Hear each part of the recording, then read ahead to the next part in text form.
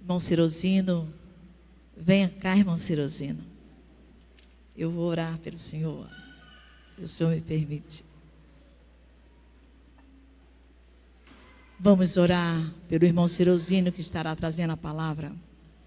Pai, nós louvamos o Teu nome pela vida do Teu servo, que tem sido boca do Senhor nesse lugar, que tem estado disponível para pregar a Tua palavra. Nós Te louvamos, Pai, porque o Senhor tem guardado a sua saúde.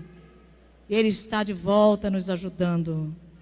Nós sempre queremos Te agradecer pelos Teus milagres, pelos Teus feitos. Abençoa o seu filho, Pai. Organiza sua mente, seu coração e usa, Senhor, a boca do Teu filho para nos trazer a palavra nesta noite, com poder, com graça. Nós Te pedimos isso, no nome de Jesus. Amém. Fernando vai trazer uma água aqui para o pastor. Já trouxe? Opa, perdão. Boa noite, a paz do Senhor a todos. Os visitantes sejam sempre bem-vindos, né? A Cláudia, a Cléo, estou vendo a Natália, a Tainá. E você também que nos visita nessa noite, você é bem-vindo. Até para ficar, se quiser. Eu quero que você abra a Bíblia na carta de Paulo aos Romanos, capítulo 5. Romanos, capítulo 5, nós vamos ler 3 versículos. O versículo de número 7, o 8 e o 9.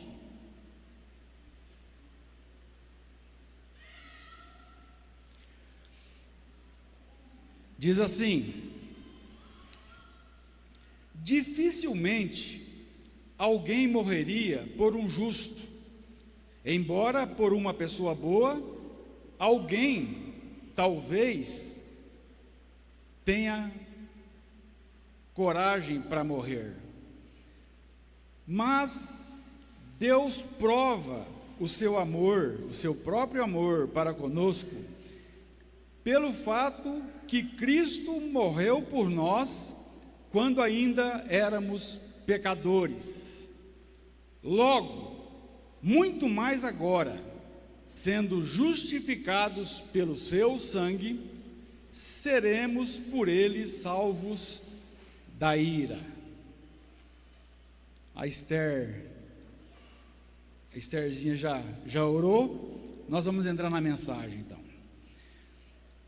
Olha, o versículo 7, o primeiro que nós lemos, diz assim: dificilmente alguém morreria por um justo. Você morreria por alguém? Pensa aí. Você morreria por alguém? Eu vou fazer outra pergunta. Você daria a vida de seu filho ou de sua filha para morrer por alguém? Olha, eu confesso que eu morreria por alguém. Eu morreria por alguém. Mas eu jamais daria a vida de meu filho para salvar alguém. Não faria isso de forma alguma. Mas foi isso que Deus fez. Foi isso.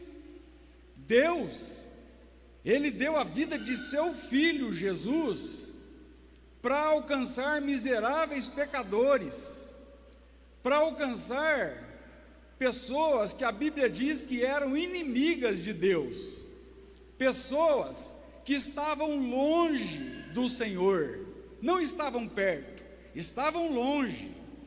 Então, o texto continua dizendo e diz que Deus prova o seu amor para conosco.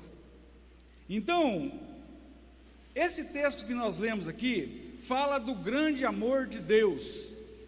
E nessa noite eu quero compartilhar isso. Eu quero destacar aqui alguns aspectos desse amor. Primeiro,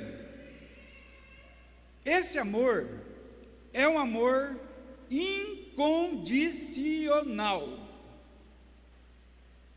Deus prova o seu amor para conosco no fato em que Cristo Jesus morreu por nós. Quando? Quando éramos pecadores. E aqui, quando o apóstolo Paulo diz éramos pecadores, ele não está dizendo que nós não somos mais pecadores, porque todos nós somos pecadores ainda. Mas Paulo, ele diz isso porque ele diferencia os pecadores arrependidos dos pecadores que nunca se arrependeram. Essa é a diferença. Então Jesus nos amou quando nós éramos pecadores. Eu sempre digo isso. Ele não esperou que você viesse aqui na igreja para te amar. Não. Ele não esperou que o Paulo um dia poderia vir ao púlpito de uma igreja para pregar uma mensagem. Não. Ele nos amou quando muitas vezes mais ninguém nos amava. Ele nos amou quando nós estávamos perdidos, sem rumo, sem alento, cheio de feridas. Ele nos amou lá. Ele me amou na sarjeta. Amou pessoas de toda língua, raça, tribo e nação. Ele nos amou. Isso é glorioso, né? Não é bom saber que Jesus nos ama? O Nelson Ned tem uma mensagem que ele escreveu que diz assim: ninguém me ama como Jesus, ninguém te ama como Jesus te ama. E é a grande verdade. Ninguém. Então, aqui quando fala quando éramos pecadores, já está uma questão para dizer que o amor de Deus é incondicional. Deus, Ele não impõe condições para nos amar. Não, por quê? Primeiro que nós não temos nada para oferecer a Deus. Se Deus fosse nos tratar como nós merecemos, eu sinto muito de dizer, nós iríamos para o inferno, porque é o que nós merecemos. Puxa, Paulo, que palavra dura. Ah, será? Tem uns que dizem ainda. Olha, Deus não viu nada de valor em nós. Nada de valor. Nós não temos nada para oferecer. Tem uma música que eu gosto muito, que o cantor ele diz assim, que o que nós temos para oferecer a um Deus que tem tudo? Presta atenção. O que eu e você temos para oferecer, para trocar, para dar a um Deus que tem tudo? Nós não temos nada para oferecer. Nada. Nada para trocar com Deus. Nada para barganhar com Deus, como muitos hoje estão buscando coisas, querendo barganhar com o Deus que tem tudo, quando não existe barganha, porque Deus, Ele se compadece, Ele vai até nós com um amor incondicional, incondicional. Olha, sem Cristo o homem caminha a passos largos para a condenação. Efésios, capítulo 2, versículo 8 e 9, diz assim: pela graça sois salvos, mediante a fé, e isto não vem de vós, é dom, é presente de Deus, não vem das obras, para que ninguém se glorie. Ninguém pode se gloriar quando um amor assim é incondicional. Aí muitos vão dizer assim, argumentando: olha, Paulo, eu sou bom. Era o que eu achava também. Eu já disse isso aqui, era o que eu achava. Eu sou bonzinho. No final lá, quando Deus for pesar as minhas más obras e as minhas boas obras vai pesar mais e Deus vai deixar eu entrar no céu. Como eu estava enganado, como eu estava equivocado. Se eu partisse para a eternidade com isso, eu estaria para sempre no lago de fogo. Olha, muitos podem falar e dizer: olha, eu nunca matei, eu nunca roubei, eu não faço mal para ninguém.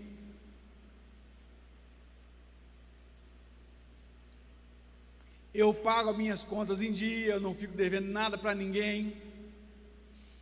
Eu sou dono do meu nariz, eu faço o que eu quiser. Só que eu sou uma pessoa boa. Vamos ver qual é a condição natural do ser humano, só para você entender. Eu vou pegar alguns pontos, 3 de filósofos e a Bíblia Sagrada, para rebater esses 3. O filósofo Jean-Jacques Rousseau disse que o homem é naturalmente bom, mas se corrompe pela sociedade, pelo meio em que ele vive. O filósofo Aristóteles disse que nós nascemos uma lousa vazia, que somos livres para definir o conteúdo de nosso caráter, e que forças externas vão moldando o nosso caráter. O padre Pelágio disse que a natureza humana é marcada pelo livre-arbítrio e pela capacidade de escolher entre o bem e o mal. Ele acreditava que os seres humanos nascem puros. Isso, filosofia desses 3. Agora, o que diz a Bíblia sobre a natureza humana? Como o homem nasceu? Quando que o homem foi chamado de pecador? Olha só, a Bíblia, ela vai falar da condição humana, caída, longe de Deus. Nós nascemos pecadores. Davi, no Salmo 51:5, Davi diz assim: dentro do ventre da minha mãe, eu fui formado em pecado, e em iniquidade me concebeu a minha mãe. Eu nasci pecador. Nós nascemos pecadores. Nós nascemos longe de Deus. Uma outra coisa, nós nascemos mortos, espiritualmente falando. Olha só, nascemos mortos em delitos e pecado, é o que diz Efésios 2, versículo 1 e 2. Que mais? Somos espiritualmente cegos em nossa condição natural. 2 Coríntios 4:4 diz: mas o Deus desse século, o Deus minúsculo, cegou o entendimento dos incrédulos, para que não lhes resplandeça a luz do Evangelho de Deus. Espiritualmente cegos. Que mais? Somos culpados diante de Deus. A nossa justiça, Isaías diz que ela fede, é como um trapo de imundície. Olha só, isso somos nós. Que mais? Nós somos escravizados pelo pecado, não tem como, somos escravos do pecado. É por isso que eu e você precisamos ir a Cristo. Para quê? Para que Ele nos liberte dessa carga pesada que nós levamos, os nossos pecados, para que fiquemos livres, sabe? Que o pecado já não domine mais as nossas vidas. Somos pecadores ainda, mas somos pecadores salvos, caminhando para a glória celestial. Já não estamos mais na condição de um pecador inconverso, de um pecador rebelde, de um pecador que quer distância do Deus amado que nós servimos. Que mais? Nós somos tudo isso. Poxa, Paulo, então tem conserto? Tem. Por quê? Deus, Ele nos ama. Deus nos ama. Mesmo assim, olha, então esse primeiro aspecto é o amor incondicional. Deus não impôs condições para te amar. Segundo aspecto, esse amor é um amor incomparável. O amor de Deus, ele transcende, ele vai além tudo que nós possamos pensar ou dizer de amor. Nós não conseguimos. O amor de Deus é imensurável, não tem como medir. Não tem. Olha para Jesus. Olha como Jesus amava as pessoas. Jesus não somente ele curava as pessoas, mas ele tocava, ele abraçava, ele dialogava, ele estava ali amando as pessoas. Ninguém nunca amou como Jesus amou. Jesus pega uma mulher, pega em adultério, que merecia morrer, que merecia ser apedrejada, a lei pedia que ela fosse apedrejada. Mas Jesus diz para os fariseus, para os doutores da lei: aquele que não tem pecado, atire a primeira pedra. E todos eles saíram, e ficou só Jesus e a mulher. E Jesus disse àquela mulher: olha, vai e não peques mais. Amor, amor incomparável. Olha, a Bíblia diz que Deus é amor. Deus é amor, 1 João 4,8. Então, eu pergunto para você: qual foi a maior prova de amor que você já recebeu? Qual foi? Pensa um pouco aí. A maior prova de amor que alguém fez para você.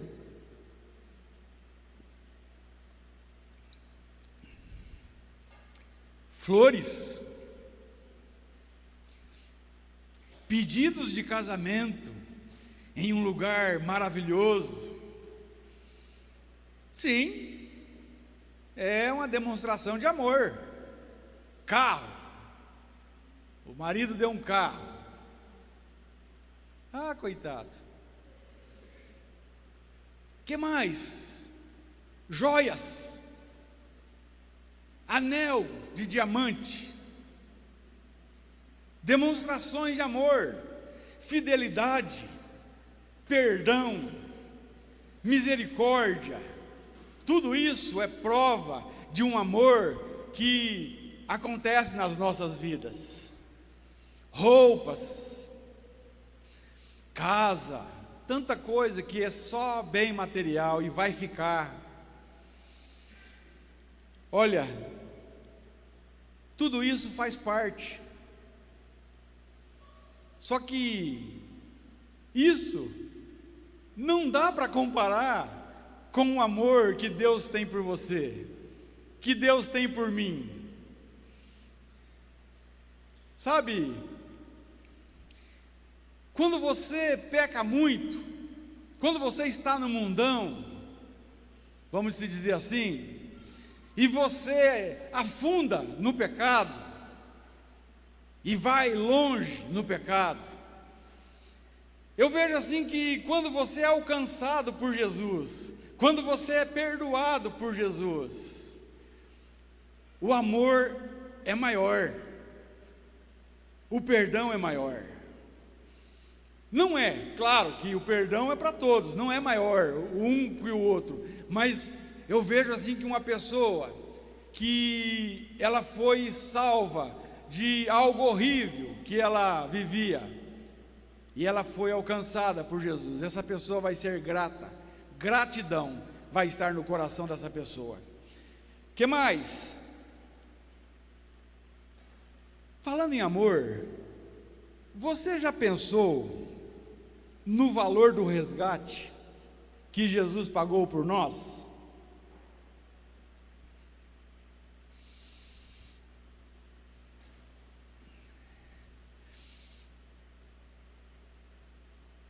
Primeira Pedro 1,18 diz assim, que sabendo isto, que não foi com coisas corruptíveis que nós fomos salvos da nossa vã maneira de viver, mas com o precioso sangue de Cristo, o sangue de um cordeiro incontaminado, imaculado. Apocalipse 5,9 diz que nós cantamos um hino novo, um cântico novo, dizendo que Jesus, Ele comprou com o seu sangue homens de toda tribo, língua, raça e nação, e os fez sacerdotes para si.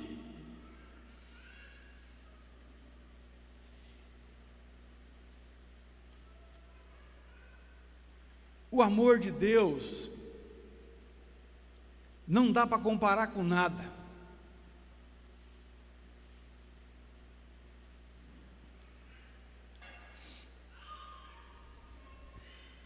O amor que mais chega perto, vamos dizer, é um amor de mãe. Só que tem muitas mães hoje, nós estamos vivendo dias difíceis, tem muitas mães que abandonam seus filhos na lata do lixo, tem muitas mães que abandonam seus filhos, sabe, e se ausenta para sempre da vida do filho. Então até isso aí é complicado, mas vamos pegar o correto, que é uma mãe ama o filho. Isaías 49,15 diz assim, que pode uma mãe, é uma pergunta, pode uma mãe esquecer-se de seu filho que ainda mama? E aí vem a resposta, Deus respondendo, se essa mãe, todavia, se essa mãe se esquecer de você, eu jamais me esquecerei de ti. Olha só, o amor de Deus. Esse amor é incomparável. Deus, Ele prova o seu amor para conosco. Deus escolheu nos amar.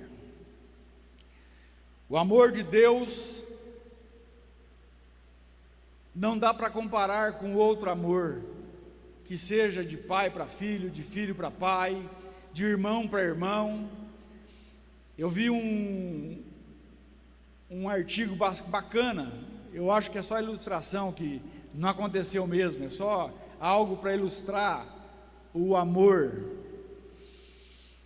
Um menininho, o irmãozinho, estava muito mal e precisava de sangue.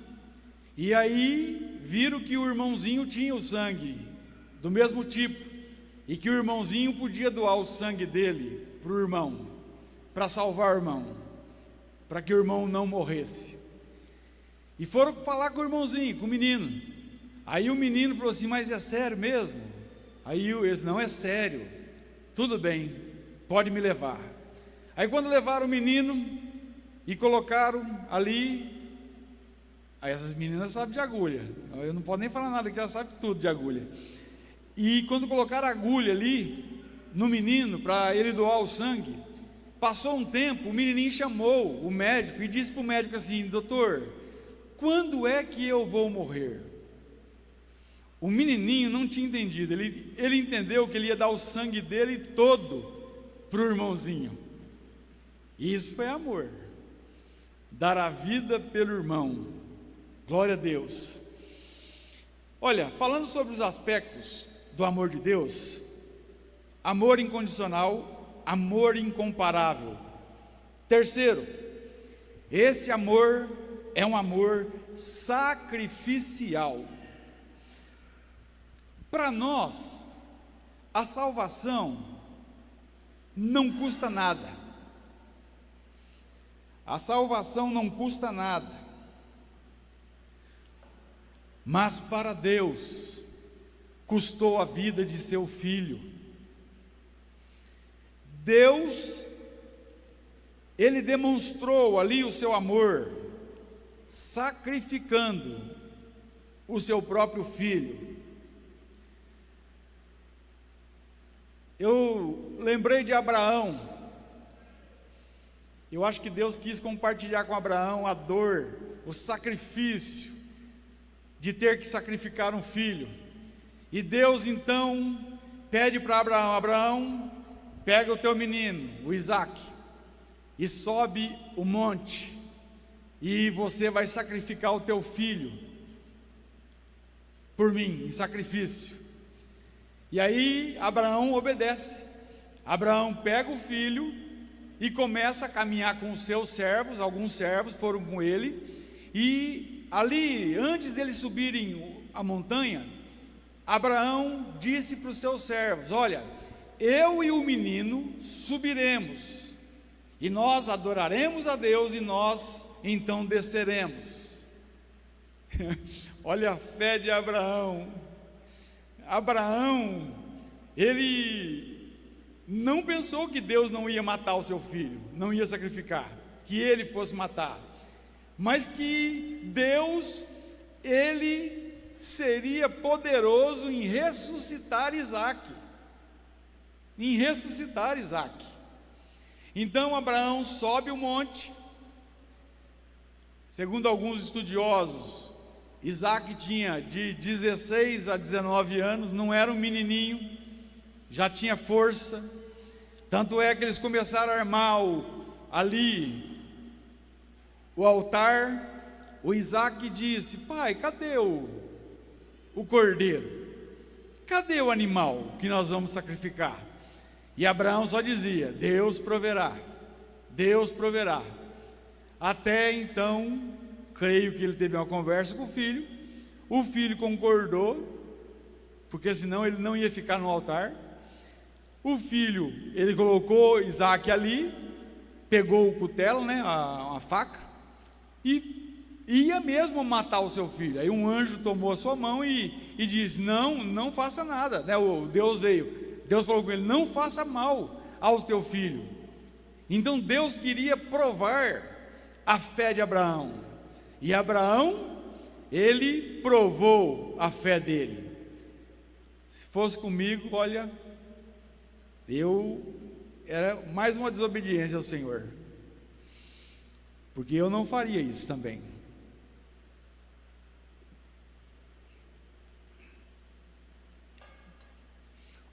O amor sacrificial de Deus é um tema que está em toda a Bíblia, em toda a Escritura Sagrada, em tudo.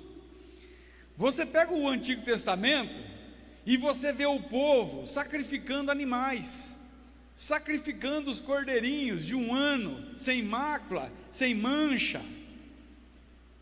Tudo isso apontava para Jesus. Todos esses sacrifícios apontavam para Jesus. É por isso que o judeu não tem desculpa. Ele não tem desculpa de não receber o Senhor Jesus, porque Jesus é o Cordeiro de Deus que tira o pecado do mundo. Ele fez um único sacrifício, um sacrifício válido para sempre, um sacrifício que alcança pecadores e salva, e redime, e liberta vidas. Tente visualizar Jesus na cruz.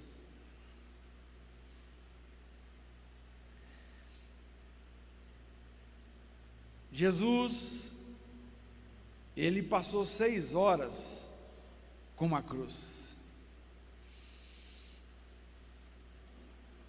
Jesus sofreu também como ninguém, e ele não merecia, ele era inocente. Ele foi até aquela cruz por mim, por você. É por isso que nenhum outro nome pode ser invocado da nossa boca com gratidão como o de Jesus. É por isso que Buda, Maomé, Hare Krishna e qualquer outro Deus minúsculo pode ser invocado com o mesmo prazer, com a mesma adoração do que Jesus. Jesus passou momentos ali horríveis, terríveis. Para quê, Paulo? Por quê? Para nos salvar. Ele morreu no nosso lugar. Ele morreu a nossa morte, como nós cantamos no hino, para que nós vivamos a sua vida. Ah, Jesus! Todo amor dispensado de Jesus a todas as pessoas que chegaram até Ele. Quanto sacrifício, sacrifício do Pai, sacrifício do Filho. Um amor sacrificial, um amor que dá a sua própria vida por amor, um amor altruísta, não egoísta. É quando você se esquece de você e ama somente a pessoa. Você coloca todo o seu amor, tudo que você faz na outra pessoa. Isso é altruísmo. É você não querer nada e querer dar tudo para outra pessoa. É isso que Jesus fez. Jesus, Ele se entregou completamente, sacrificialmente, e fez algo que ninguém poderia fazer. Ninguém. Ele morreu sendo inocente. Ele morreu sem dever nada. Ele morreu para alcançar muitos. Ele morreu em resgate de muitos. O amor sacrificial de Jesus foi voluntário. É interessante isso, né? Ninguém obrigou Jesus a morrer na cruz. Ninguém. Jesus disse assim, João 10, 17 e 18: eu dou a minha vida para retomá-la. Ninguém a tira de mim, mas eu a dou por minha espontânea vontade. Jesus fez isso por pessoas que ele nem conhecia. Quando homem, né? Eu estou falando homem. Quando homem, como Deus, ele sabe de tudo, mas como homem, não. Em Marcos 10, 45, Jesus, ele disse assim: porque o Filho do Homem não veio para ser servido, mas para servir e dar a sua vida em resgate de muitos. Conclusão: esse amor é um amor que nos salva da ira de Deus. Poxa, Paulo, você está falando do amor de Deus e vai falar de ira de Deus? O texto que nós lemos fala. Olha só, Romanos 5, 8 e 9. Está escrito assim: mas Deus prova o seu amor para conosco, no fato em que Cristo Jesus morreu por nós, quando éramos pecadores. Logo, muito mais agora, sendo justificados pelo seu sangue, seremos por ele salvos da ira. Do que nós precisamos ser salvos? Da ira. Da ira de quem, Paulo? O versículo 9 declara: da ira de Deus. Puxa, Paulo, mas como assim? Estou sem entender agora. Olha, o amor de Deus por aquilo que é santo motiva a sua ira contra o pecado. É mais ou menos assim, quando pegam o teu filho e você leva o teu filho para tomar uma injeção. Agora não toma injeção mais, né? É só no hospital. Mas leva o teu filho para tomar uma injeção, e quando o camarada pega o teu filho lá para dar a injeção, o enfermeiro diz: ajuda aqui, e você pega o teu filho com força para que aplique a injeção nele. Você está irado com a doença que ele tem, então ele precisa tomar uma injeção. Mas você ama o teu filho, por que você está fazendo isso? Judiando do seu filho, segurando para que ele tome a injeção, porque você o ama e você detesta aquilo que ele está vivendo com a doença. A ira de Deus, ela é contra o pecado. Contra o pecado. Deus, para analisar isso, Deus, Ele despejou a sua ira em Jesus Cristo na cruz do Calvário. Presta atenção. Ele fez isso, despejou a sua ira. Então, esse amor, que fala também da ira, é a repulsa de Deus. Deus, Ele odeia o pecado. Deus odeia o pecado. E Ele quer nos poupar. E Ele quer nos livrar. Pô, Paulo, mas que jeito vai me livrar? Porque falou que eu tenho que fugir da ira? Sim, tem um remédio. Olha, talvez você fale assim, Paulo, mas se Deus está irado comigo, como faço para me livrar da ira? Você precisa vir a Cristo. É vir a Cristo. Porque Cristo veio para salvar pecadores, para livrá-los da ira de Deus, para livrá-los da condenação, para que eles vivam para sempre na glória. 1 Timóteo 1,15 diz assim: esta é uma palavra fiel e digna de toda aceitação, que Cristo Jesus veio ao mundo para salvar os pecadores. Olha que coisa boa. Então, olha só, é por isso que quem recebe a salvação, essa pessoa que está em Cristo, ela é livre da ira de Deus. Por quê? Porque Deus despejou a sua ira em Cristo. Presta atenção. Então, se você está em Cristo, a ira foi despejada em Cristo. Agora, se você não está em Cristo, você ainda não recebeu Jesus como seu Senhor, a ira de Deus será derramada sobre você no final do julgamento final.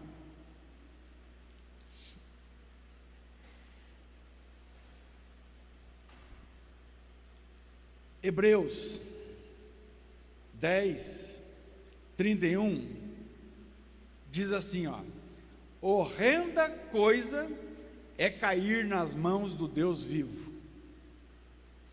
Eu estou falando isso para você nessa noite por amor, para que você entenda, sabe, que não é simplesmente vir à igreja e depois continuar vivendo no pecado, continuar vivendo longe de Deus. É para que você acorde, sabe, que caia a ficha, que você precisa de Jesus. Eu preciso de Jesus. E não é a pessoa, o meu marido, não, você precisa de Jesus. Jesus disse, olha só, saiu da boca de Jesus, em João 3,36, Jesus disse assim: quem crê no Filho tem a vida eterna. Já quem rejeita o Filho não verá a vida, mas a ira de Deus permanece sobre ele. Olha só. O meu conselho para você é que você venha a Cristo. Venha a Cristo.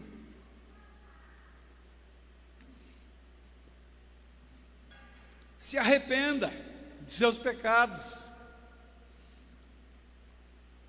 Se entregue.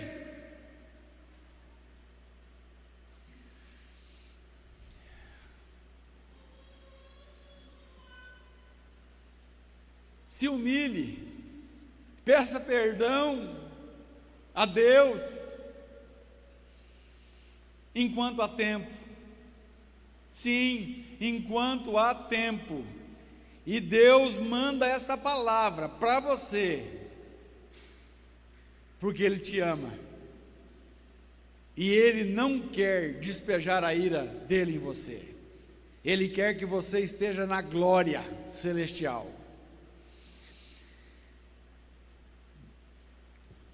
Jesus, a irmã Estherzinha disse sim, que Deus está aqui. Sim, Jesus, Ele prometeu que onde estivesse 2 ou 3 reunidos em seu nome, ali Ele estaria. Jesus está aqui, não é nenhum jargão evangélico. Jesus, Mateus 11, 28, Jesus disse assim: vinde a mim, todos vós que estáis cansados e sobrecarregados, e eu vos aliviarei. Jesus disse: vinde a mim, vinde a mim. É para que você venha a Ele nesta noite, venha a Cristo. Eu quero chamar o irmão Daniel, o grupo de louvor, para que eles cantem uma música. Eu quero fazer algo diferente hoje. Eu quero que você, que está aqui, você que já é salvo, eu quero que você ore para aqueles que não são. E você que não é salvo e deseja ser salvo, salva, enquanto cantam a música Venha a Cristo, e eu quero que você preste atenção na letra dessa música. No decorrer dessa música, enquanto eles cantam, eu quero que você venha à frente. Eu quero orar por você. Se você desejar, se o Espírito Santo lhe incomodou, se você quer tão grande salvação de Deus para você, venha a Cristo.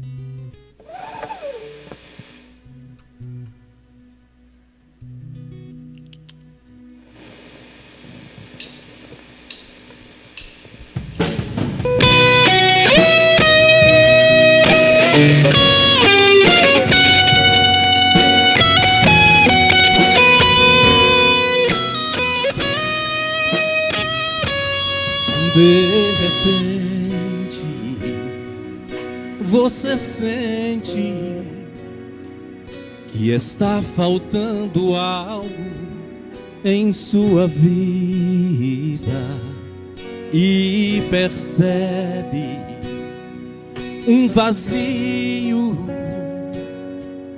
dentro do seu coração e não vê saída. Você pensa que está tudo perdido e não tem mais sentido, nem razão para viver. Mas eu quero te falar que tem jeito pra essa dor do seu peito desaparecer. Venha a Cristo, venha a Cristo. Não importa a sua condição de vida, Venha Cristo, venha Cristo, Ele pode sua vida transformar.